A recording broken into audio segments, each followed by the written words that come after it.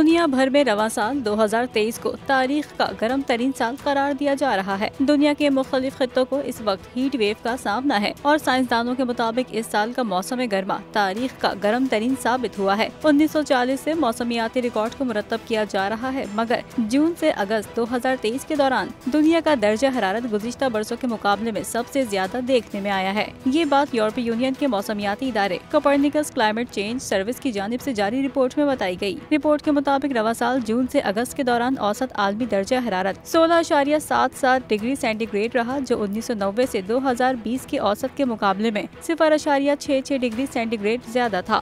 ये पहला साइंसी डाटा है जिसमें तस्दीक की गई है कि 2023 में गर्मी की शिद्दत बहुत ज्यादा रही। इससे कबल जून और फिर जुलाई को तारीख का गर्म तरीन महीना करार दिया गया था। रिपोर्ट में मजीद बताया गया कि जुलाई और अगस्त दोनों महीनों में दर्जा हरारत सनती अहद से पहले के मुकाबले में 1.5 डिग्री सेंटीग्रेड ज्यादा था। ख्याल रहे कि 2015 के पेरिस मुआहिदे में तय किया गया था कि आलमी दर्जा हरारत को 1.5 डिग्री सेंटीग्रेड से तजावुज नहीं करने दिया जाएगा।